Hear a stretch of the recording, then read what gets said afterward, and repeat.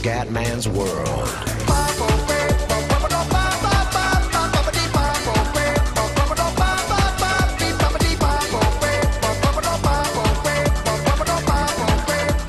Bella raga, ciao a tutti del Comendone Veneziano. Ragazzi, siamo su Call of Duty Black Ops. Voglio fare una prova perché ho un piccolo problema. Con certi giochi io registro sempre con Fraps a full size e con Pinnacle. Però ho visto che AVS Editor è molto più veloce, quindi posso fare molti più video. E poi, come si dice, mettendo half size, come si dice, riesco a giocare a più giochi, quindi ho meno problemi di lag. Adesso voglio fare questa prova con Call of Duty per vedere se la grafica, comunque se i video hanno comunque una qualità ottima, se non c'è lag, insomma vedere un attimo come vengono con AVS Video Editor e con half size. Quindi ho bisogno del vostro, insomma, del vostro parere, che per me è fondamentale. Andiamo. Guarda quant'è che non gioco a Black Ops. Call of Duty Black Ops. Black Ops.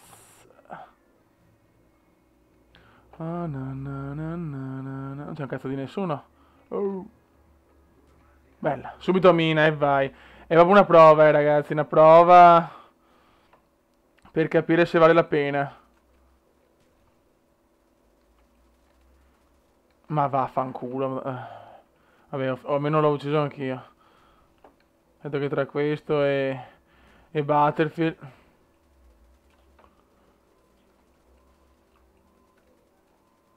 E crepa, zoccola. No, proprio adesso, ma porca.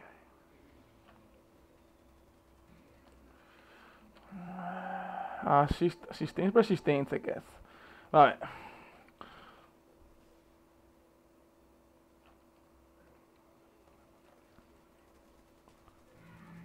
Ok. Ragazzi, qua veramente... Se i video sono perfetti, posso guadagnare tanto di quel tempo che posso caricarne non so quanti di video, quindi speriamo bene. E soprattutto posso fare più giochi. Ah, boh, dai, la prova ok. A posto. Andiamo a caricare il video. Raga, alla prossima. Ho bisogno di molti pareri, ragazzi. Ciao!